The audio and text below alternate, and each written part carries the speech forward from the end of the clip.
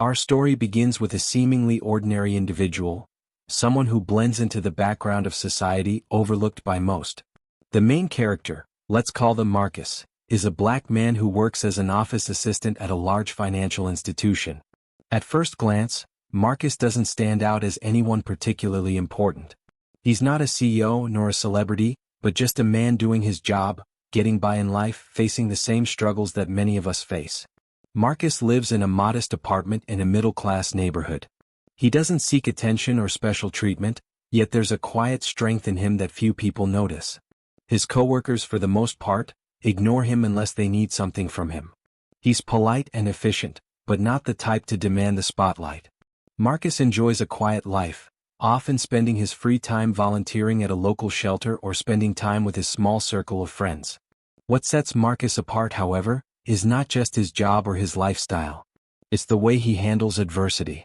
Despite the small acts of prejudice he encounters daily, often in the form of condescending glances or brief moments of racial microaggressions, he remains composed and does not let these things affect him. He works hard, goes about his day, and never lets these moments define him. But there's a part of Marcus that longs for something more. He believes in the power of kindness and doing good for others, which is why he volunteers for various charitable causes. He sees the world as a place that can be made better with small, everyday acts of generosity. Little does he know, his belief in justice and fairness will soon be put to the test in a way he never expected. Marcus's story truly begins on a crisp autumn afternoon. He spent weeks researching and deciding on a charity that aligns with his values, one that focuses on providing educational resources to underprivileged children. He's always believed in the power of education and had hoped to make a meaningful contribution. After all, what could be better than helping young minds develop and shape a brighter future? Excited, Marcus prepares for the big day. He's saved up a portion of his salary to make a significant donation, something he believes will have a lasting impact. He arrives at the charity's headquarters, a sleek building with large glass windows and an impressive marble entrance. As he steps inside, he's greeted by the receptionist, who directs him to a large conference room where the donation procedure takes place. However, the atmosphere in the room isn't as warm as he imagined. The manager of the charity, a middle-aged man named Mr. Thompson, doesn't seem particularly eager to engage with Marcus. Despite the fact that Marcus is holding a sizable check in his hand, Mr. Thompson's demeanor is cold, distant, and aloof. "Can I help you with something, sir?" Mr. Thompson asks, his tone more of an inquiry than a welcoming introduction. Marcus, sensing the cool reception, calmly explains that he'd like to make a donation to the organization, hoping that his gesture might help further their cause. The manager looks at him briefly, then scans his face as if weighing his worth.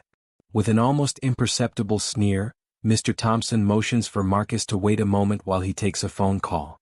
As Marcus stands there holding the check, he feels his stomach tighten. It's a gut feeling, one that he has experienced before but never so blatantly.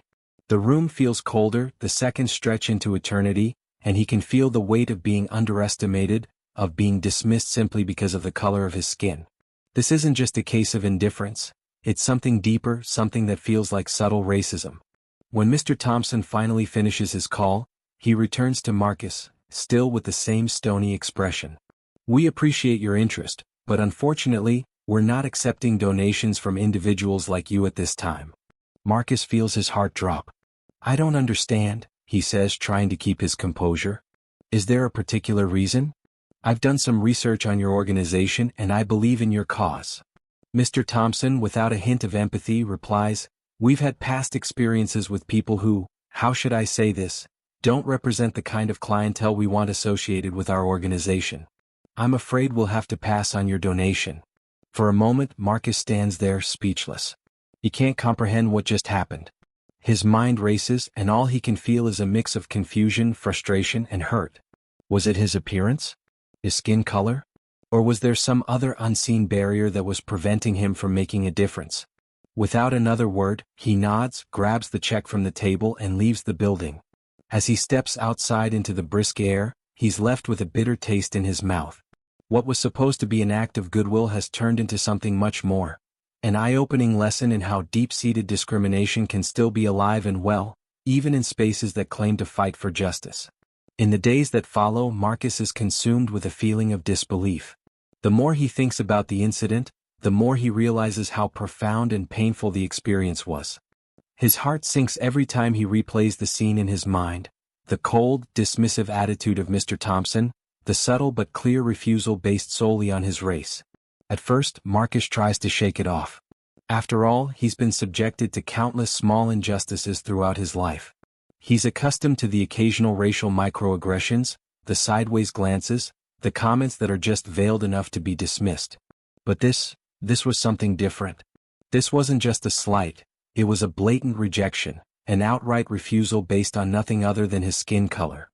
As days turn into weeks, Marcus finds himself more and more obsessed with the idea of righting this wrong. It's not just about the donation anymore, it's about the principle. It's about showing that no one, regardless of their race, should be treated with such disdain. Marcus begins to question the power structures that govern our society. How many other people, he wonders, have faced the same treatment and not spoken up? But he also knows that speaking up comes with consequences. He could expose the charity for its discriminatory practices, but at what cost? Would he risk everything just to prove a point, or would he find another way to make sure his voice, and the voices of so many others, was heard? As the tension builds, Marcus makes a decision. He won't let this go. But he also won't act rashly. He'll plan his next steps carefully. He knows that this is only the beginning, and that a much larger battle is about to unfold. By this point in the story, the issue of racism is no longer something subtle or easily dismissed. It's clear that the charity, despite its public image of helping others, is harboring biases that prevent them from accepting certain donations. For Marcus, this realization is both painful and enlightening. He starts to see the patterns in the way the world works, how those in power have the ability to discriminate in ways that are hard to pinpoint, yet effective in ensuring that the system remains unchallenged. The more he digs into the organization's background, the more he uncovers. There are whispers of similar stories from other individuals, people of color, people from marginalized backgrounds, who've been turned away or ignored by the very institutions that claim to promote equality. It's clear that the refusal to accept Marcus's donation isn't an isolated incident, it's a systemic issue. As Marcus reflects on the incident, he realizes that this wasn't just about one charity, this was about a larger societal problem. The racism he experienced wasn't an anomaly, it was the norm. For Marcus, this realization marks a turning point. He can no longer stay silent.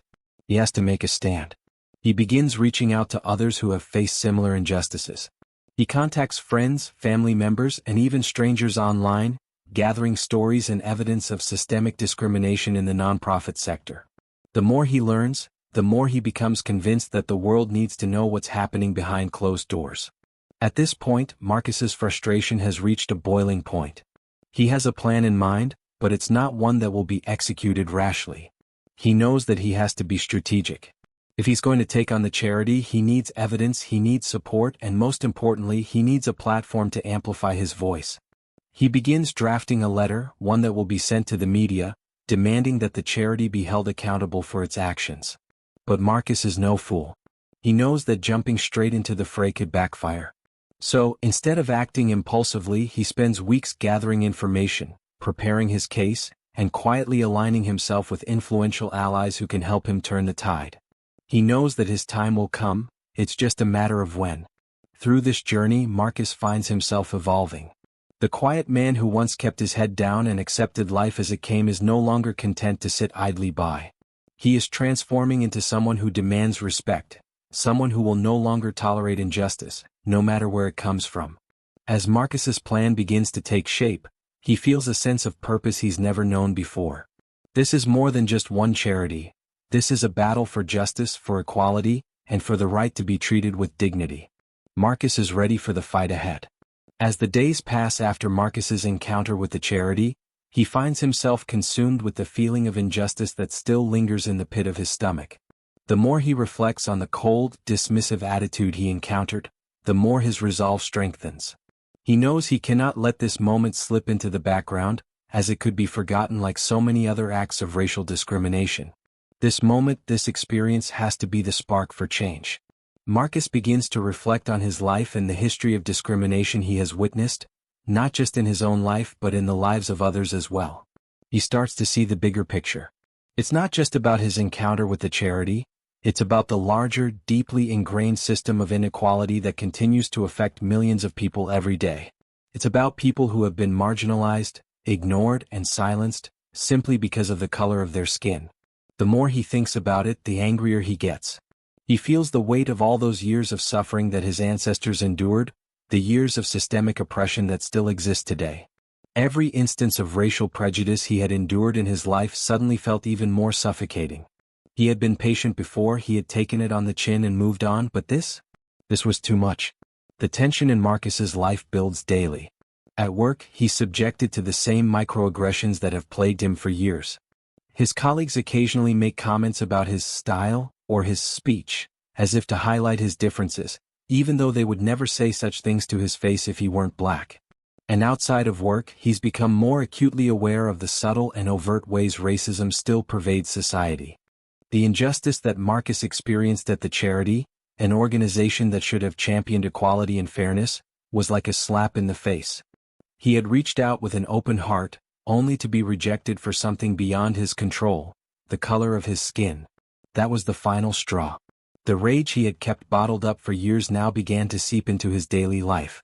And it wasn't just about him anymore, it was about the countless other individuals who had been told their worth was less simply because they were black. As this rage grows, so does Marcus's determination to fight back. He refuses to let the silence of the past be his future. He won't sit idly by while this injustice continues. The tension within him is palpable, and he begins to feel like he's at a crossroads in his life. Either he can retreat into passivity, or he can take a stand. He starts researching everything he can about the charity. He discovers that this organization has a history of rejecting donations from people of color, especially black individuals, though the refusal is always disguised in vague, nondescript terms. He finds testimonials from others who have faced similar rejections, and as he reads, the anger rises in his chest. The deeper Marcus digs, the more he realizes that his situation is not unique. This isn't just an isolated case, it's part of a much larger problem. The charity isn't just guilty of racism, it's perpetuating a cycle of exclusion and discrimination that impacts countless others. As he stares at the evidence he's gathered, a new sense of purpose fills him. He can no longer sit back and watch as these practices continue. He will expose the truth. But Marcus knows he must proceed carefully. He's seen the consequences of people speaking out before, how they're often silenced, dismissed, or ignored. This battle won't be easy, but his resolve hardens. He's going to fight this system of injustice, even if it costs him everything. In the weeks that follow, Marcus's life begins to revolve around his mission to expose the charity's discriminatory practices. He begins crafting a detailed exposé, gathering testimonies, and researching the legal framework surrounding discrimination in nonprofit organizations. He spends countless hours writing, editing, and refining his arguments, ensuring that his case is airtight. His emotions range from frustration to disbelief to an unwavering determination. During this period he faces even more subtle discrimination, but it only fuels his resolve. At work, he finds himself in a meeting where his suggestions are routinely ignored, only to be brought up later by a colleague who happens to be white. These small, everyday instances of racism gnaw at him, reminding him that the battle isn't just about one charity, but about a culture of racism that is embedded in society itself. One day, as Marcus is poring over more documents about the charity, he receives an unexpected email. It's from an anonymous source, someone who works within the organization and claims to have witnessed several instances of discriminatory behavior towards black donors. The source, who remains anonymous for fear of retribution, urges Marcus to continue his investigation and offers to help. The offer of help is a turning point. With someone from inside the charity willing to assist him, Marcus feels like the tide might finally be turning in his favor. He arranges a meeting with the anonymous insider, someone who gives him more concrete information and insider knowledge that he can use in his fight against the charity. The insider even provides Marcus with the names of other individuals within the organization who have witnessed similar discriminatory acts and are willing to testify in the future if necessary. Meanwhile, Marcus's own personal life begins to suffer. His friends and family notice the changes in him. He's consumed by the fight for justice, and he becomes more distant, more focused on his mission. There are moments when the weight of the task feels overwhelming, when Marcus wonders if he's doing the right thing. The constant pressure, both internal and external, begins to take a toll on his mental and emotional health. But as he pushes through these moments of doubt, he remembers why he started this fight in the first place. He's not doing it just for himself, he's doing it for every person who has ever been treated as less than because of their race. His determination reignites every time he thinks of the many people who have suffered in silence, too afraid to speak up. He knows that his voice, though small, could make a difference. The insider continues to provide him with helpful information, and Marcus starts to realize that exposing the charity may be just the beginning. His investigation is uncovering systemic patterns, not just isolated incidents. As he gathers more evidence, he starts thinking bigger. This fight is not just about one institution. It's about a shift in society, about ensuring that no one, regardless of their race, faces the kind of discrimination that he has encountered. This new understanding deepens his resolve. He's no longer just fighting against the charity, he's fighting against the very system that allows these injustices to happen. He knows he must keep pushing forward, no matter the obstacles in his path. As the days pass, Marcus's confidence grows. The more he uncovers, the more he realizes that the charity's actions were part of a broader, systemic issue. But he also knows that he has to be careful. He has to stay strategic, calculating every move he makes. Publicly confronting the charity without proper evidence or support could backfire, making him look like a disgruntled individual rather than someone advocating for change. During this time, Marcus begins to prepare himself emotionally and mentally for the upcoming battle. He starts to channel his anger and frustration into a sense of purpose. Each small victory, each piece of evidence he uncovers, feels like a step toward the bigger goal, exposing the charity and holding them accountable for their actions. But even as his confidence grows, so does the pressure. He faces challenges that make him question whether he's truly ready for this fight. There are moments when he wonders if he's in over his head. There are whispers in his life, people questioning his motives, telling him to let it go, or suggesting that he's making things worse. Yet every time doubt creeps in, Marcus reminds himself of why he's doing this. He's not just fighting for himself, he's fighting for all those who've been wronged, for all those who haven't had a voice. This keeps him going even when the task feels overwhelming. He begins preparing for the confrontation. He has all his evidence, all his allies, and he's ready to expose the charity's actions to the world. He knows it won't be easy and he knows there will be backlash. But he's ready for it. As the moment to act draws near, Marcus feels the weight of what he's about to do. This is no longer just about one isolated incident, it's about starting a movement, about creating change, and about challenging the system that allows this injustice to persist. Marcus is ready to face whatever comes his way, knowing that he can no longer stay silent. At this point, Marcus's sense of anticipation is at an all-time high. He knows that the moment of truth is approaching. He has carefully crafted his argument, secured his evidence, and rallied his supporters. Now it's time to act. But as Marcus prepares to confront the charity, something unexpected happens. An ally within the organization reaches out to him, offering even more damning evidence. This twist adds a new layer of depth to his investigation, revealing just how far the charity's discriminatory practices go. It's clear that the charity's actions aren't just a one-time incident, they're part of a long-standing pattern of exclusion. This new evidence forces Marcus to reconsider his approach. He has to ensure that everything is in place before taking his next steps. This unexpected turn of events creates a sense of urgency, as Marcus realizes that the time to act is now. But with the stakes higher than ever, he knows that he must stay calm, focused, and strategic. As the tension builds, Marcus's allies prepare to stand by him. He's no longer alone in this fight. Together, they'll expose the truth and demand accountability. Marcus knows that this is just the beginning, and the journey ahead will be filled with challenges. But he's ready for whatever comes next. The stage is set and the anticipation is palpable. The battle for justice is about to begin. The tension that Marcus has been building for weeks finally reaches its boiling point. The plan he has been crafting is about to unfold, and he feels a mixture of anxiety and anticipation. His heart races as he prepares to confront the charity, armed with irrefutable evidence of their discriminatory practices. This is the moment of truth, the moment when the hidden injustices will finally be exposed to the world. Marcus's team of supporters, including the anonymous insider from within the organization, have been working tirelessly alongside him. They've carefully organized the evidence, ensuring that every piece of information is presented in the most powerful way possible. This is no longer just about one person's rejection. It's about a systemic problem that needs to be addressed. With the insider's help, Marcus now has access to a treasure trove of evidence, including email exchanges, testimonies, and internal memos that demonstrate the charity's long history of discriminatory practices. The day of the big reveal arrives. Marcus has scheduled a press conference, where he plans to unveil the truth about the charity's actions. He knows this is a risky move. There's a chance that the media will twist his words or that the charity will retaliate, but he is beyond caring. The injustice he has suffered, and the injustice that so many others have suffered, can no longer remain in the shadows. As the press conference begins, Marcus stands before the crowd of reporters, his palms sweaty but his resolve stronger than ever. He takes a deep breath and begins to speak.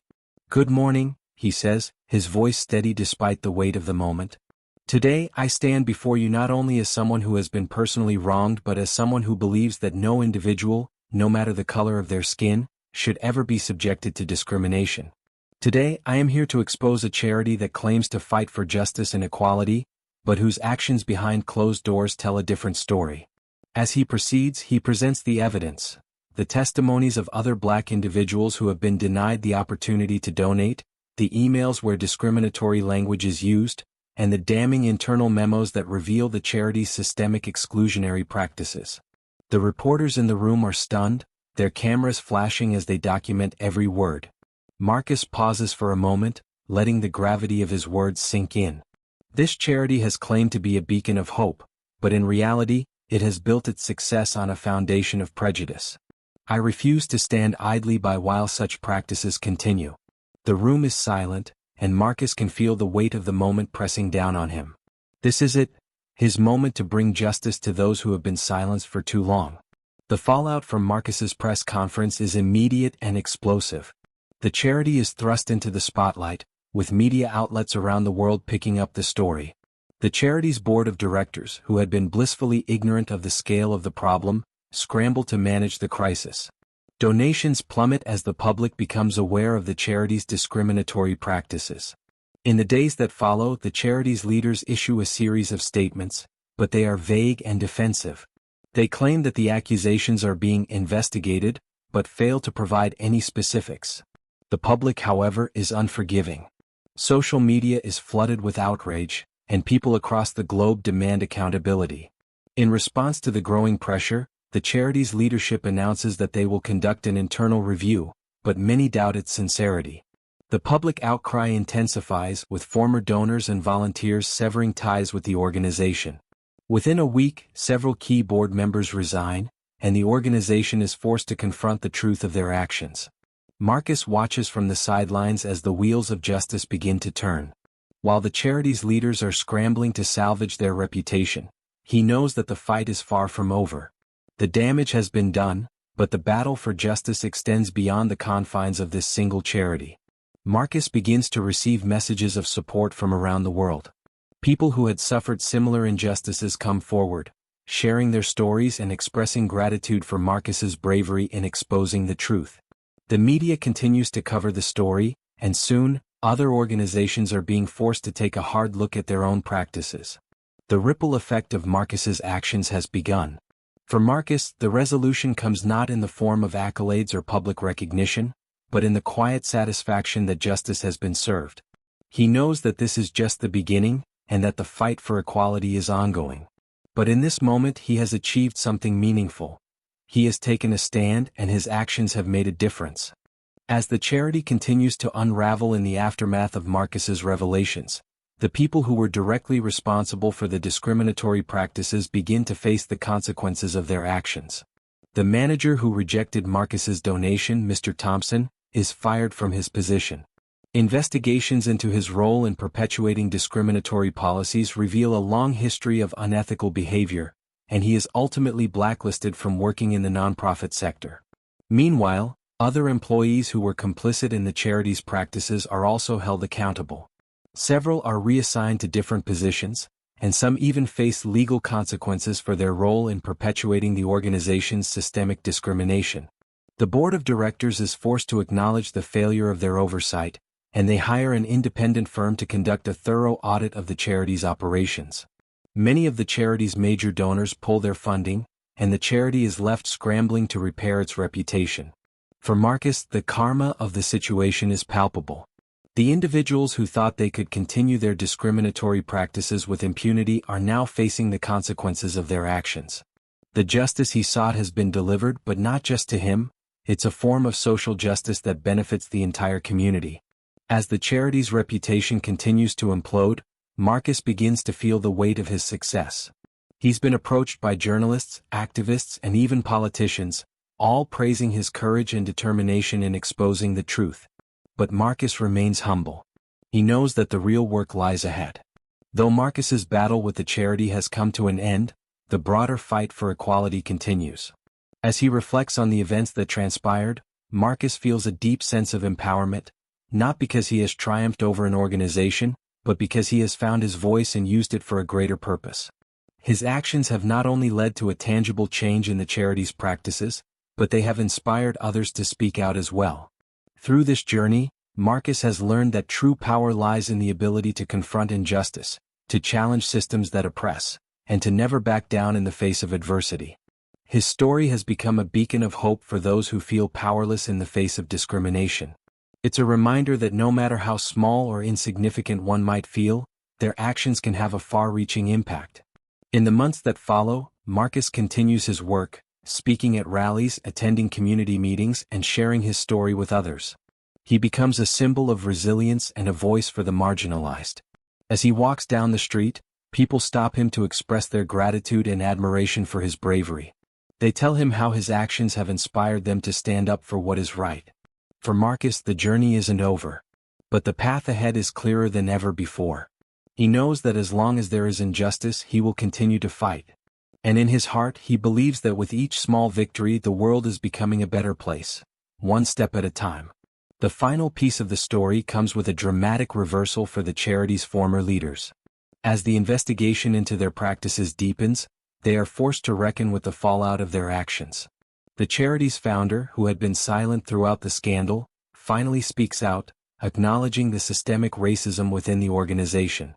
This public apology, though long overdue, signals the beginning of a long road to healing.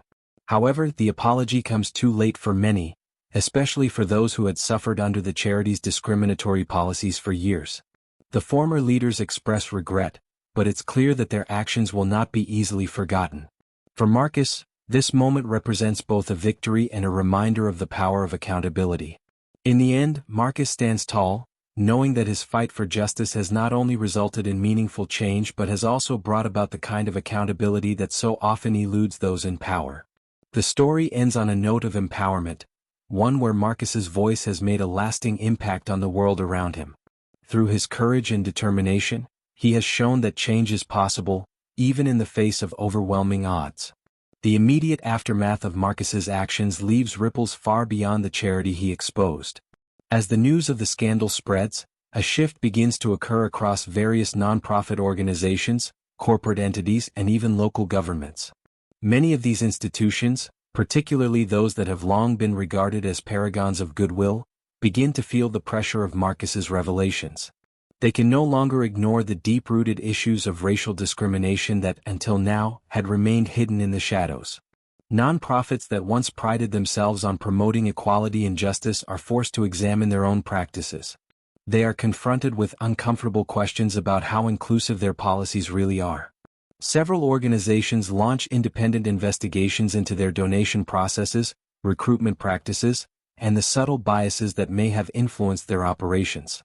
These are organizations that have long been seen as trustworthy, but now they must reckon with their own history of exclusion. The corporate world takes notice too. Several major corporations that have publicly partnered with the exposed charity find themselves under scrutiny. They are asked tough questions about whether their relationships with such organizations reflect the values they claim to hold dear. Public trust, once lost, is hard to rebuild, and these companies are forced to reevaluate how they present themselves to the public. Some, embarrassed by their associations, cut ties with the charity and vow to take action to ensure that their future partnerships are with organizations that prioritize fairness and equality. At the community level, Marcus's actions inspire a groundswell of activism. Grassroots organizations and local leaders begin to hold meetings, workshops, and forums to discuss how to create truly inclusive spaces. The public starts demanding better practices from both charities and for-profit businesses, urging these entities to adopt anti-racist policies, train their staff on unconscious bias, and create real opportunities for marginalized communities. Marcus, though he never sought to be a symbol of this movement, finds himself at the center of it. He's invited to speak at rallies, to share his story at conferences, and to meet with leaders who want to ensure that their organizations reflect true equity. It's clear that his bravery has sparked a fire that is spreading quickly across the country. He didn't just expose one charity, he helped initiate a nationwide conversation about racism, privilege, and justice. People from all walks of life reach out to him, telling him how his actions have given them the courage to speak out in their own communities. The number of stories that surface in the wake of Marcus's revelation is staggering. Stories of individuals who have faced discrimination but were too afraid to speak up. They now find strength in Marcus's example, realizing that one voice can indeed make a difference. As the public attention continues to build, Marcus grapples with personal challenges that he had never anticipated. The emotional and mental toll of being in the spotlight is heavier than he could have imagined. He's constantly surrounded by people, reporters, activists, community leaders, who seek his insight, his wisdom, and his thoughts on what comes next. Though he knows his actions have brought about positive change, he also feels the pressure of being the face of an entire movement. There are moments when he questions whether the personal cost has been worth it. Marcus's relationships too start to feel the strain. While his friends and family are proud of him, they also feel the distance growing between them. His single-minded pursuit of justice leaves little room for anything else. He's overwhelmed by the constant barrage of requests and the emotional exhaustion of being an advocate on such a large scale. He finds himself torn between the desire to keep fighting and the need to take a step back and recharge. He realizes that while he has done something remarkable, he is still only human. The weight of the injustice he has fought against cannot be carried alone, and he needs to lean on others for support.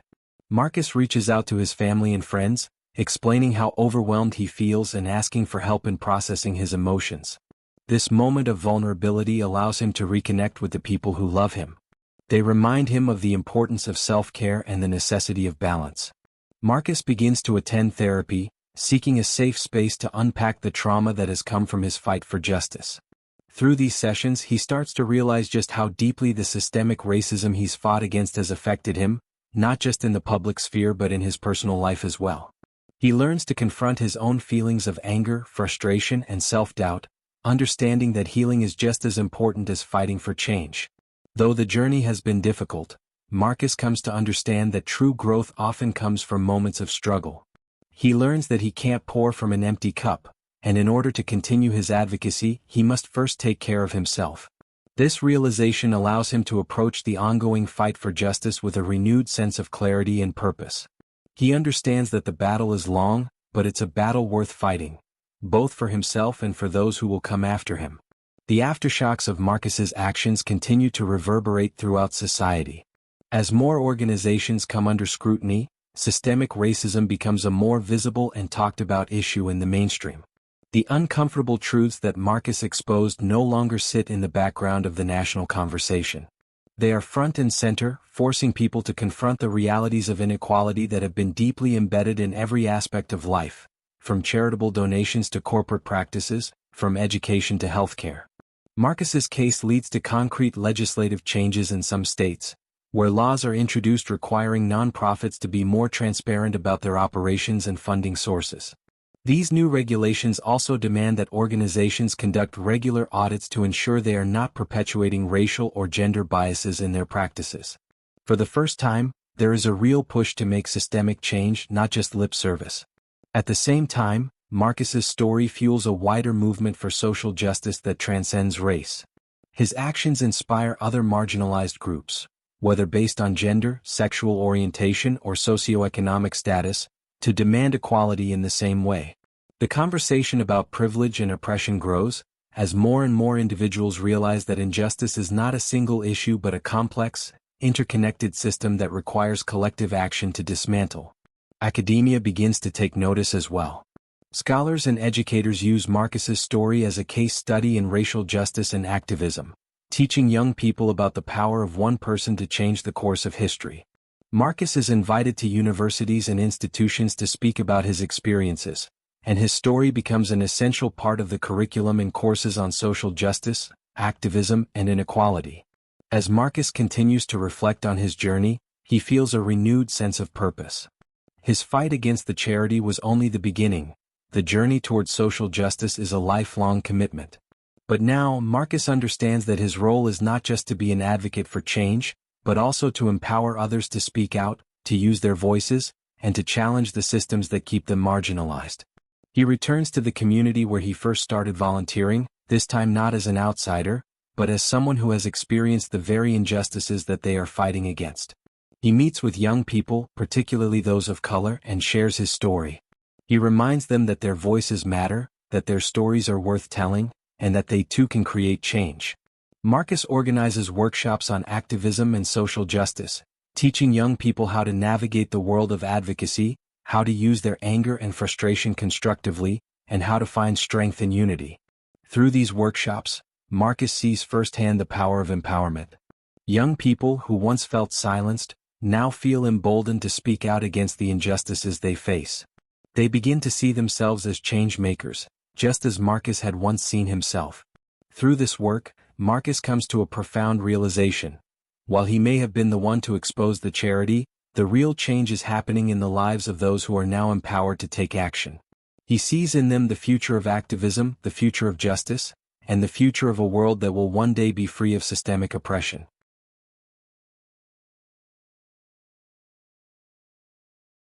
As Marcus continues his work, he starts to see the impact of his fight for justice in unexpected places. The charity, now dismantled and restructured, begins to rebuild itself under new leadership that is committed to diversity, equity, and inclusion. The organization introduces programs aimed at empowering communities of color and actively works to atone for the harm it caused. Marcus's actions have left an indelible mark on the nonprofit sector, and his influence extends far beyond the original battle he fought. He has become a living example of how one person's decision to stand up can create a ripple effect of positive change. Years later, Marcus looks back on the journey he began with that one donation, which was initially rejected, and realizes that the fight he started was never about a single moment, it was about a movement. And movements, he knows, take time. But with patience, persistence, and the support of those who believe in justice, change is not only possible, it is inevitable. The story of Marcus's fight for justice will continue to inspire generations to come. His legacy is one of empowerment, courage, and hope for a world where equality and fairness are no longer just ideals, but realities for all people.